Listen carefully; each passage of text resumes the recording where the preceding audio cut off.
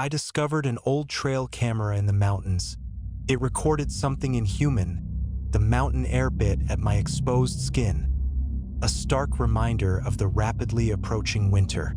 The leaves crunched underfoot, a brittle symphony of decay as I navigated the dense forest. My trusty golden retriever, Buck, bounding ahead, his tail a metronome keeping time with our trek. I'm a wildlife biologist, specializing in elusive predators, and the remote regions of the Appalachian Mountains have always been my sanctuary, my laboratory. This particular expedition was focused on gathering data on the declining bobcat population, a species increasingly threatened by habitat loss and human encroachment. I'd been deploying trail cameras for weeks, hoping to capture a glimpse of these elusive felines, cataloging their movements and estimating their numbers. Most of the images I collected were predictable: deer grazing, squirrels scampering, the occasional curious black bear lumbering through. Routine but vital for my research. It was on the final day of this trip, deep within a section of the forest I'd never explored before, that I stumbled upon something that shattered my scientific detachment and plunged me into a nightmare I'm still struggling to comprehend. I was off trail, following a faint game path that wound its way through a thicket of rhododendron and mountain laurel. Buck, usually fearless, started to whine, pressing close to my leg, his hackles raised. I dismissed it as the scent of a coyote or perhaps a lingering bear, but the feeling of unease persisted, a prickling sensation on the back of my neck. That's when I saw it, clamped to a gnarled, ancient oak, almost completely obscured by overgrown moss and ivy, was a trail camera. But this wasn't one of mine. Mine were state-of-the-art, sleek, and relatively new. This one was old, incredibly so. The casing was cracked and faded, the camouflage paint peeling away to reveal the dull gray plastic beneath. It looked like it had been there for decades, baking in the summer sun and weathering countless brutal Appalachian winters. Curiosity overriding my apprehension, I carefully detached the camera from the tree. It was heavier than I expected, the batteries likely corroded and swollen. I brushed away the accumulated debris, revealing a small, tarnished brass plate on the bottom. Engraved on the plate were the words, "Project Nightingale, Observation Unit 7. I had never heard of Project Nightingale. It wasn't listed in any of the local historical archives, nor did it appear in any of the biological databases I consulted regularly. The name itself was unsettling, evoking images of clandestine operations and forgotten experiments. Back at my cabin, after a long and silent drive, I cautiously opened the camera. The memory card was an ancient SD card, thicker and less sophisticated than the ones I used. I plugged it into my laptop, half expecting it to be corrupted or blank. To my surprise, the computer recognized it. With a mounting sense of dread, I opened the folder. There were hundreds of images, dated sporadically over what appeared to be a span of several years. The first few images were unremarkable, showing the same mundane scenes I'd captured on my own cameras. Deer, raccoons, the occasional opossum. Then the images started to change. The quality was grainy, the colors washed out, but the subject matter was undeniably disturbing. There were animals, but they were different. They were emaciated, their fur matted and patchy, their eyes burning with an unnatural intensity. Their behavior was even more unsettling. Deer stood motionless for hours, staring directly at the camera. Raccoons huddled together in unnatural formations, their teeth bared in what looked like silent snarls. One image showed a black bear, its fur almost completely gone, scratching frantically at its own skin until it bled. But it was the later images that truly chilled me to the bone. These images were not of animals behaving strangely. These images were of something else. The first of these anomalous images showed a figure, partially obscured by the trees, standing upright in the forest. It was tall, impossibly tall, easily 8 or 9 feet in height. Its limbs were long and spindly, its torso gaunt and emaciated. Its skin appeared to be pale and almost translucent, reflecting the moonlight in an unnatural way. The creature's head was vaguely humanoid, but elongated and misshapen, with large, dark sockets where eyes should have been. Its mouth was a thin, lipless gash, stretched into what looked like a perpetual silent scream. The image was blurry, taken at night, but the sheer wrongness of the creature was undeniable. It didn't look like any animal I had ever seen, or even imagined. It looked inhuman. I almost dismissed it as a hoax, a prank played by some bored teenagers in the woods. But then I saw the next image, and the next. There were dozens of them, each one more disturbing than the last. The creature appeared to be moving through the forest, sometimes slowly and deliberately, sometimes with a frightening speed. It seemed to be hunting, but not in any way I could understand. It didn't appear to be targeting any specific animal. It simply moved, a silent, spectral predator in the darkness. In some images, the creature was closer to the camera, its features more clearly defined. I could see the sharp, almost skeletal ridges of its face, the way its skin stretched tautly over its bones. Its hands were long and bony, with fingers that were too long and too thin, ending in sharp, claw-like nails. Its eyes, when visible, were black and empty, devoid of any light or emotion.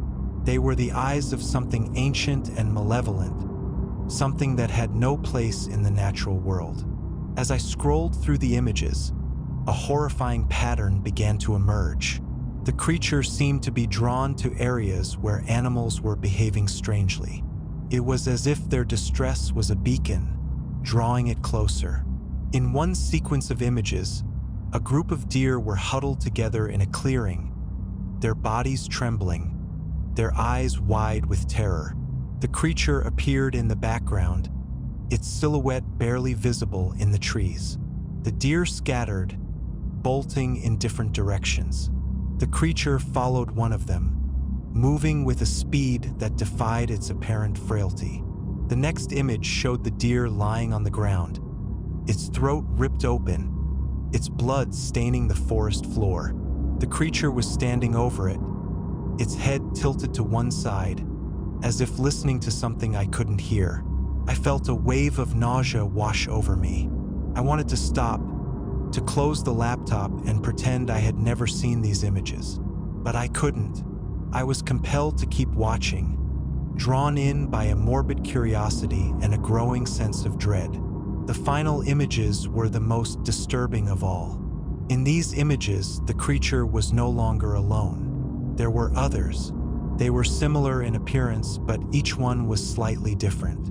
Some were taller, some were shorter, some were more emaciated than others. But they all shared the same inhuman features, the same empty eyes, the same silent scream. They moved together, a pack of spectral predators, hunting in the darkness. In one image, they were gathered around what looked like a campfire, their pale faces illuminated by the flickering flames. They were not cooking anything. They were simply sitting there, staring into the fire, their silence more terrifying than any scream. The final image showed the camera itself, or rather, what was left of it. The lens was cracked, the casing shattered, the wires exposed. It looked like the creature had attacked it, tearing it apart with its bare hands. The image was blurry and distorted, but I could make out one last thing. A pair of black, empty eyes staring directly into the lens. It was as if the creature knew it was being watched, and it was looking back. I slammed the laptop shut, my heart pounding in my chest. I felt like I had just peered into a window into some other reality. A reality where something ancient and evil lurked in the shadows, preying on the innocent. I tried to rationalize what I had seen.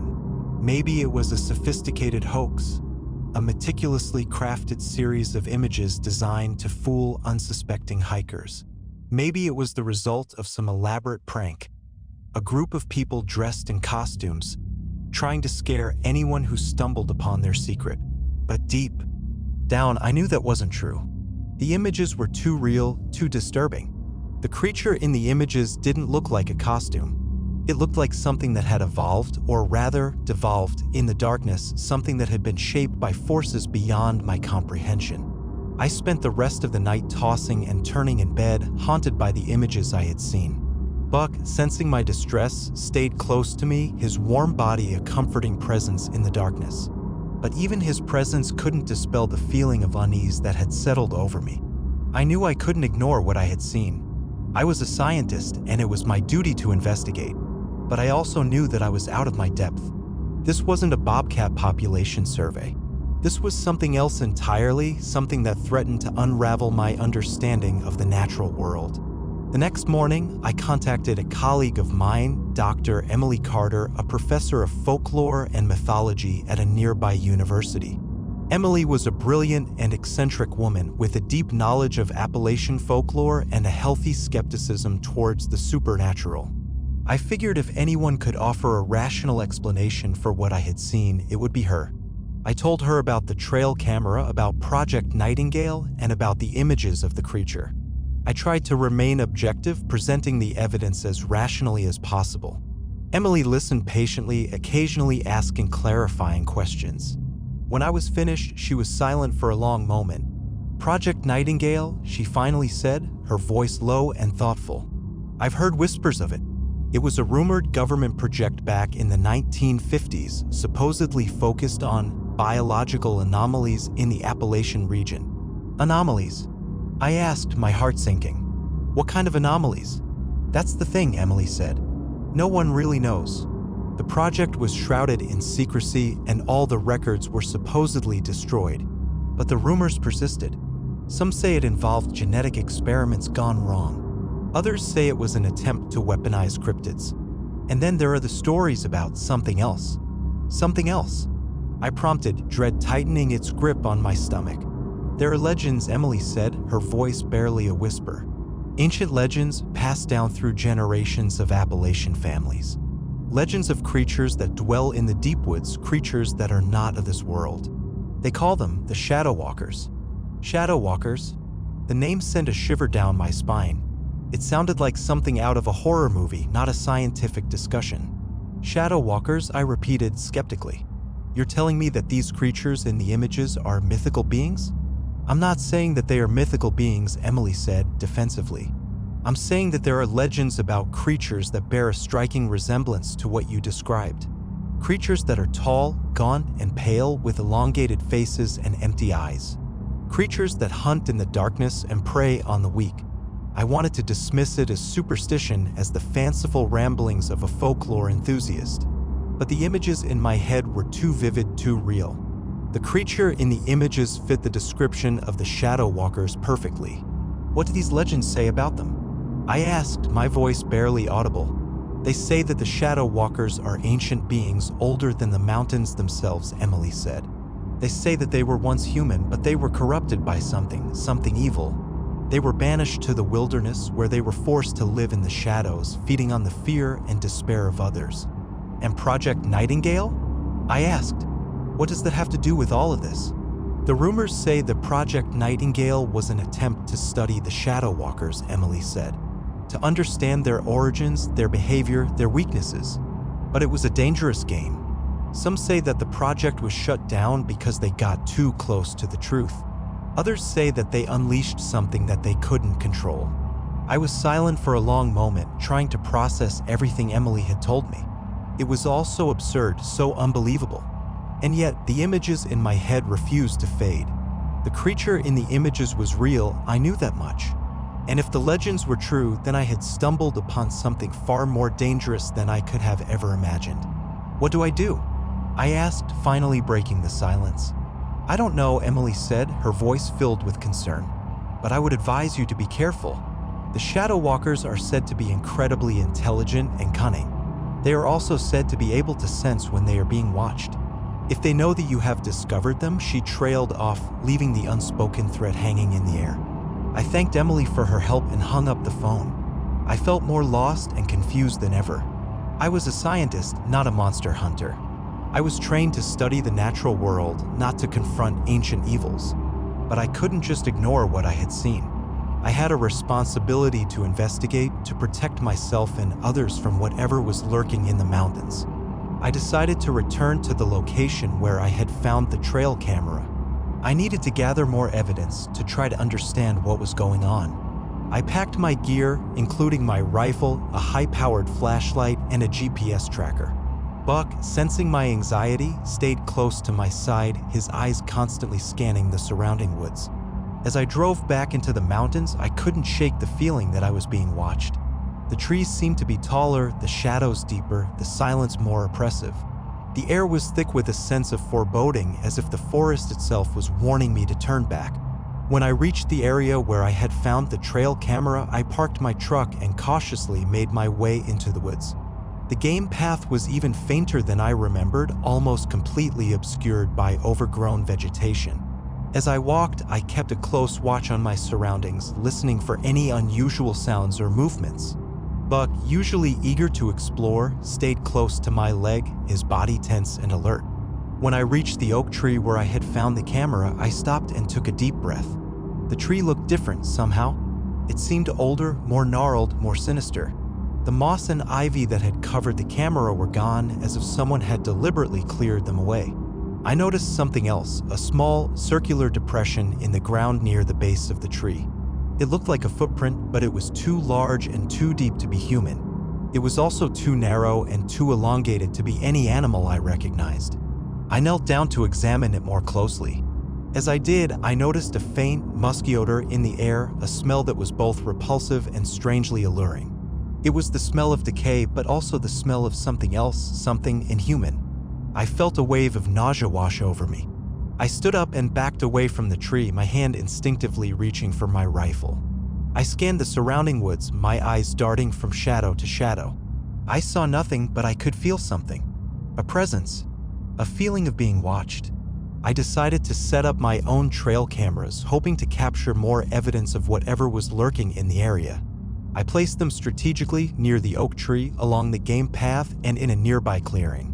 I made sure to camouflage them carefully so they wouldn't be easily spotted. As I was setting up the last camera, I heard a sound. A faint rustling in the leaves coming from the direction of the game path. I froze, my heart pounding in my chest. I raised my rifle and pointed it towards the sound. "Who's there?" I shouted, my voice trembling slightly. There was no response. The rustling stopped. The silence returned, even more oppressive than before. I waited for a long moment, my finger on the trigger, ready to fire. But nothing happened. I slowly lowered my rifle, my muscles aching with tension. I told myself it was just the wind or maybe a deer. But deep down, I knew that wasn't true. Something was out there, watching me. I finished setting up the camera and quickly made my way back to my truck. I didn't feel safe in the woods anymore. I felt like I was being hunted. Back at my cabin, I reviewed the footage from the trail cameras I had set up on previous expeditions. I was looking for any signs of unusual activity, any clues that might help me understand what was going on. I watched hours of footage, but I saw nothing out of the ordinary. Deer grazed, squirrels scampered, bears lumbered through. The same mundane scenes I had captured before. I was starting to think that I was imagining things, that the images from the old trail camera had gotten to me. Maybe it was all just a hoax, a prank, a product of my overactive imagination. But then, in the very last video I reviewed, I saw something that made my blood run cold. The video was from a camera I had placed near a small stream, deep within the forest. The footage was mostly unremarkable, showing various animals coming to drink from the stream. But then, at around 3 a.m., something appeared in the background. A figure, tall, gaunt, and pale, with elongated limbs and a misshapen head.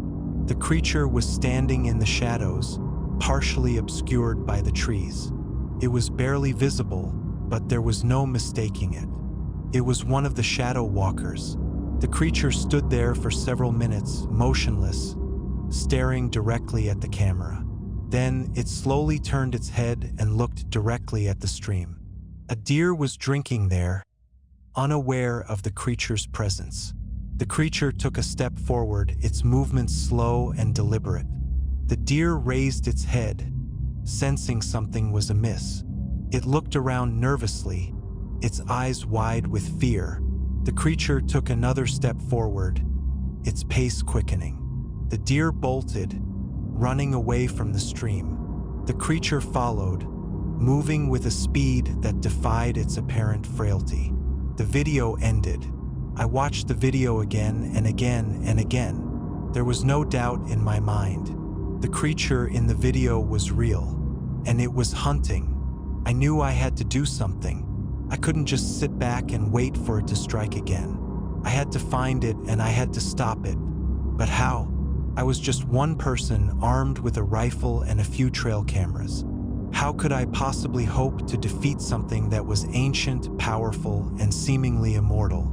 I decided to consult with Emily again. Maybe she had some ideas, some knowledge that could help me.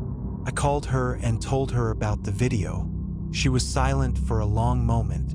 "This is getting serious," she said finally. "I think it's time to contact someone who knows more about this than I do." "Who?" I asked. "There's an old woman who lives deep in the mountains," Emily said. "Her name is Granny May. She's a descendant of one of the oldest families in the Appalachians. They say she knows all the secrets of the mountains, including the secrets of the Shadow Walkers. Do you think she'll help me?" I asked. "I don't know," Emily said, "but she's your best bet. She's not easy to find, but I can give you directions to her cabin." I thanked Emily and wrote down the directions. Granny May's cabin was located in a remote area of the mountains, far from any roads or trails. It would be a long and difficult journey, but I was determined to find her. The next morning, I packed my gear and set out for Granny May's cabin. Buck, as always, stayed close to my side. The journey was arduous, taking me through dense forests, over steep mountains, and across rushing streams. The weather was unpredictable, alternating between sunshine and rain. I felt like I was being tested, as if the mountains themselves were trying to keep me away. But I persevered, driven by a sense of urgency and a determination to stop the Shadow Walkers. After several hours of hiking, I finally reached Granny May's cabin. It was a small, dilapidated structure, hidden deep within a grove of ancient trees. The cabin looked like it had been there for centuries, weathering countless storms and resisting the relentless encroachment of the forest. A wisp of smoke rose from the chimney, indicating that someone was home. I cautiously approached the cabin, my hand resting on the handle of my rifle. Buck growled softly, his hackles raised. I knocked on the door. There was no response. I knocked again, louder this time. After a long moment, the door creaked open. An old woman stood in the doorway, her face etched with wrinkles, her eyes as bright and sharp as a hawk's. She was small and frail, but she possessed an aura of strength and wisdom. This was Granny May. "I've been expecting you," she said, her voice raspy but firm. "Come in." I stepped inside the cabin, Buck following close behind. The cabin was small and sparsely furnished, but it was clean and well-maintained. A fire crackled merrily in the hearth, casting a warm glow on the walls. Granny May gestured for me to sit down at a small wooden table. I sat down, feeling a sense of relief wash over me. I was finally here. I was finally going to get some answers. "Emily told me about you," Granny May said. "About the trail camera, about the images, about the Shadow Walkers."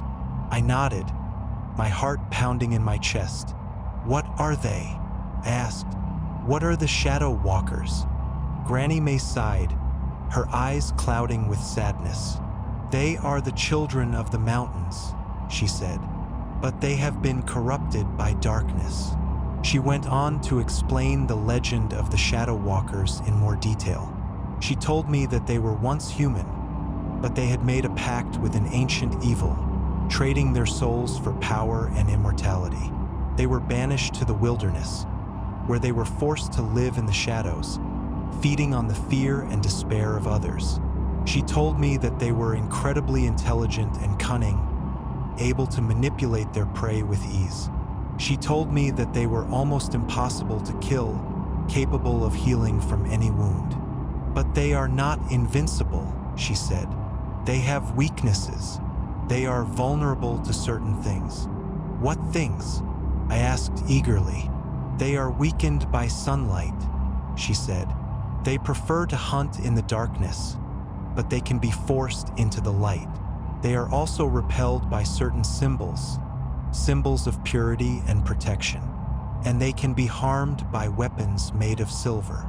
Silver? I asked. Where am I going to find silver weapons? You don't need weapons, Granny May said. You need knowledge.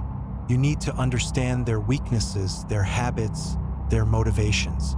You need to learn how to fight them on their own terms. She spent the next several hours teaching me about the Shadow Walkers. She told me about their hunting strategies, their social structure, their weaknesses. She showed me the symbols of purity and protection that could repel them. She gave me a small silver amulet, blessed with ancient magic. This will protect you, she said, but it is not a guarantee. You must be vigilant. You must be careful. The Shadow Walkers are always watching. As I was preparing to leave, Granny May gave me one final piece of advice. Don't try to fight them alone, she said. They are too powerful. Find others who are willing to stand with you. Together, you may have a chance. I thanked Granny May for her help and left the cabin. I felt more confident now, more prepared. I had knowledge, I had protection, and I had a mission. I was going to find the Shadow Walkers, and I was going to stop them. As I hiked back through the mountains, I couldn't shake the feeling that I was being watched. The trees seemed to be closer, the shadows deeper, the silence more ominous. But I wasn't afraid anymore. I had a purpose, and I was determined to fulfill it. When I returned to my cabin, I immediately began to prepare for the hunt.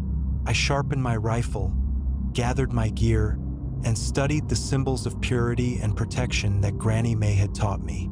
I also contacted Emily and asked her to help me find others who were willing to join the fight.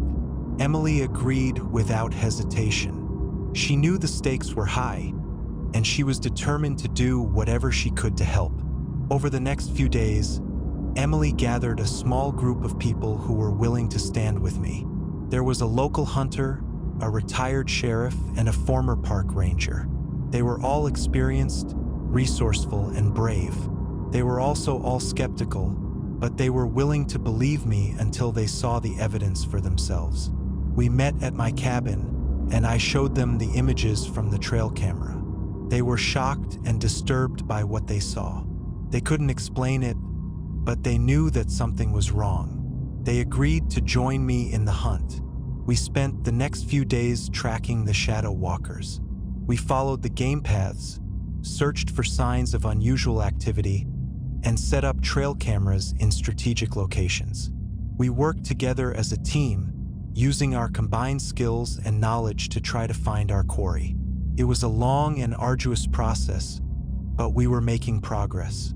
We found footprints, bloodstains, and other evidence that confirmed the presence of the Shadow Walkers. We were getting closer. One night, as we were sitting around a campfire, discussing our strategy, we heard a sound, a faint rustling in the leaves, coming from the edge of the woods. We froze, our hands instinctively reaching for our weapons. We scanned the surrounding trees, our eyes darting from shadow to shadow. Then we saw it, a tall, gaunt figure, standing in the trees watching us. It was one of the Shadow Walkers. It stood there for a long moment, motionless, its empty eyes staring directly at us. Then, It turned and disappeared into the woods. We immediately gave chase, following it through the dense forest. We ran for what seemed like hours, our muscles aching, our lungs burning. The shadow walker was fast, but we were faster. We were gaining on it. Finally, we cornered it in a clearing. It stood there, its back to a rock face, its eyes blazing with anger. We surrounded it, our weapons pointed at it. It was trapped, but it wasn't afraid. It knew that we couldn't kill it. It knew that we were outmatched. It smiled, a thin, lipless smile that sent a chill down our spines. Then it lunged at us. The fight was brutal and chaotic. The Shadow Walker was incredibly strong and agile. It moved with a speed that was almost impossible to track. Clawed at us, bit at us, and threw us around like rag dolls. But we fought back, using everything we had learned from Granny May. We used the symbols of purity and protection to repel it. We used silver weapons to wound it. We worked together as a team, supporting each other and protecting each other. After a long and grueling battle, we finally managed to subdue it. We didn't kill it, but we forced it to retreat. It limped away into the woods, defeated but not destroyed. We knew that it would be back. We knew that the fight was far from over, but we had won a battle, and we were ready for the war. We continued to hunt the Shadow Walkers for several months, working tirelessly to protect the mountains and the people who lived there. We learned their weaknesses, their habits, and their motivations. We developed new strategies for fighting them. We became experts in the lore of the Shadow Walkers, learning everything we could about their origins and their powers. Slowly, but surely, we began to turn the tide. We drove the Shadow Walkers out of there.